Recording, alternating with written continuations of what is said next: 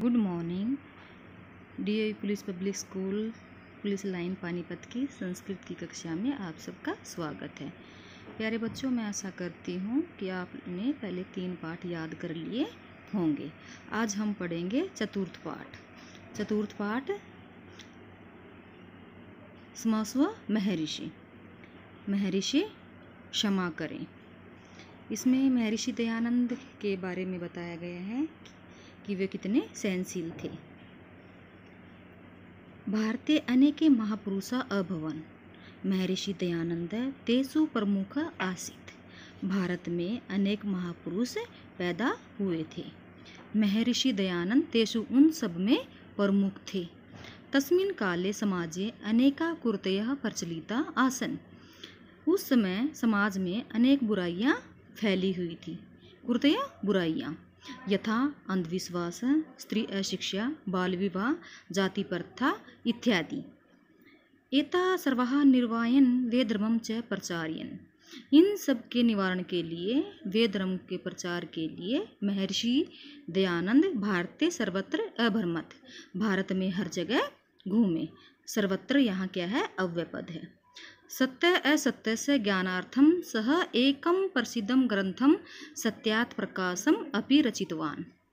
सत्य और असत्य के ज्ञान के लिए उन्होंने एक प्रसिद्ध ग्रंथ सत्यात् प्रकाश की रचना की। अपि भी यहाँ अव्ययपद है। महर्षि दयानंद अतीव क्षमाशील अपि आसीत्। महर्षि दयानंद अत्यधिक सहनशील थे। क्षमाशील, सहनशील। अपि, अतीव, यहाँ आपके अव्ययपद हैं। अव्यय दो, इस वाक्य में आपके 2 अव्यय लगे हुए हैं, अतीव, अत्यधिक, अपि भी। तो महर्षि दयानंद कैसे थे? सहनशील थे।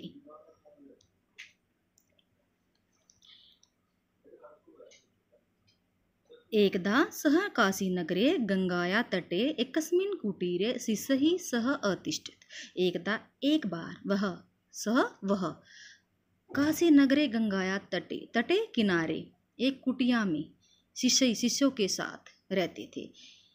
एक बार काशी नगर में गंगा के किनारे एक कुटिया में अपने शिष्यों के साथ रहते थे। तत्र समीपम एव एक यात्री अपि अतिष्ठत्। तत्र, वहाँ, उसके पास में ही एक यात्री भी रहता था। ईर्ष्या सह यात्री महर्षि कुटीरम आगत्य अकारणम एव महर्षि दुर्वचनानि वदति स्म।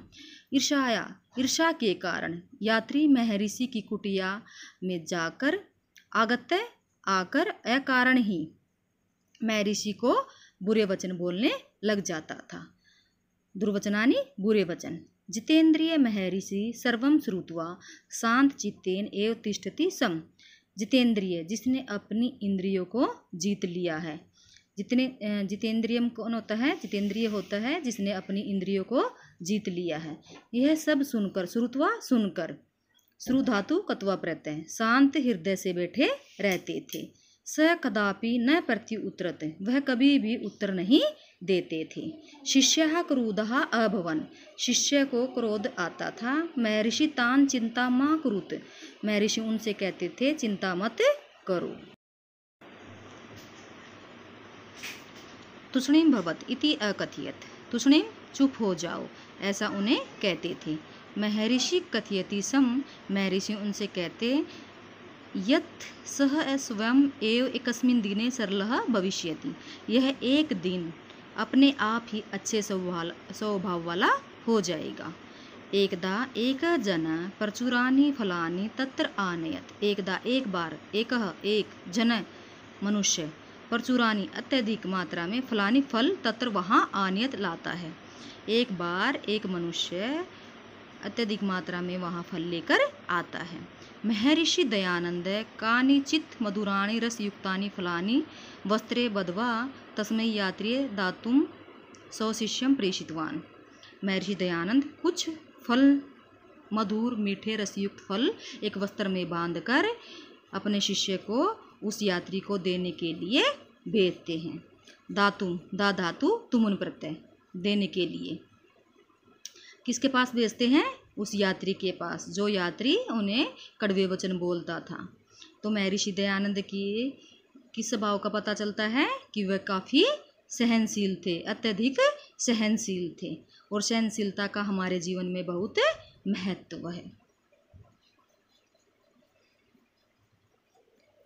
सह शिष्य अचिंत्यत, वह शिष्य सोचता है, स यात्री तु प्रतिदिनम अत्र आगत्य अकारणम एक कटु वचनानि कथयति, वह यात्री हर रोज अत्र यहाँ आता है और बिना कारण के ही हमें बुरे वचन कहता है।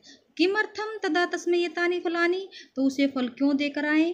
शिष्यस्य भावम अवगत्य महर्षिं अकथयत, शिष्य के भाव को जानकर महर्षि उससे कहता है, चिंता माँ करो, चिंता मत करो।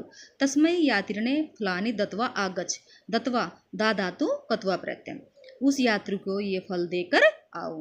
गुरु आज्ञया शिष्य यात्रिणः समीपम गत्वा अवदत्, गुरु की आज्ञा के लेकर शिष्य उस यात्री के पास जाता है, गत्वा जाता है, गम धातु कत्वा प्रत्यय जाता है और बोलता है, अस्माकं स्वामिना भवतः कृते एतानि फलानि प्रेषितानि, हमारे स्वामी ने आपके लिए ये फल भेजे हैं, कृपया स्वीकरोतु, कृपया करके इसे स्वीकार करो।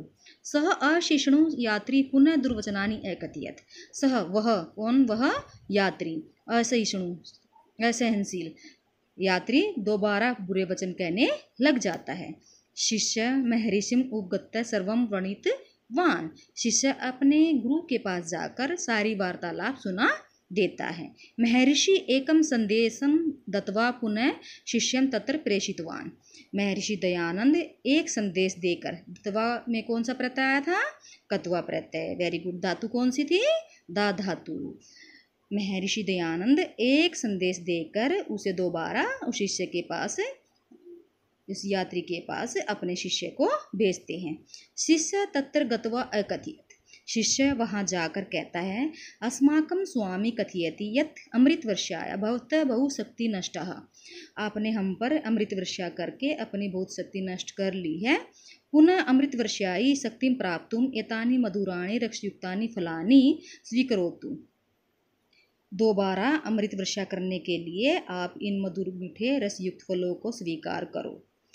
एतत् श्रुत्वा स यात्री लज्जित भूत्वा धावित्वा च महर्षेः समीपम आगत्य पादयोः पतित्वा अकथयत, यह सुनकर, श्रुत्वा श्रु धातु कत्वा प्रत्यय, यह सुनकर लज्जित यात्री भूत्वा धावित्वा दौड़कर, होकर, लज्जित होकर, भूत्वा होकर, धावित्वा दौड़कर महर्षि के पास जाकर उसके पैरों में पतित्वा गिर जाता है और कहता है, स्मस्व महर्षि, महर्षि क्षमा करें, महर्षि क्षमा करें, अहम अपराधी अस्मि, मैं, अस्मद शब्द रूप, अस्मद का अर्थ होता है मैं कौन, अपने के लिए, अहम अपराधी अस्मि, अस धातु, अस्मि अस धातु, उत्तम पुरुष एक वचन, अहम मैं अपराधी हूँ, भवान देव आप देवता हैं, क्षमस्व क्षमस्व क्षमा करे क्षमा कर। इदम सर्वम दृष्ट्वा शिष्याः चकिता आसन, इदम सर्वम यह देखकर, दृष्ट्वा देखकर, दृष्ट धातु कत्वा प्रत्यय, देखकर सभी शिष्य चकिता हैरान थे, आसन थे, अस धातु लंग लकार।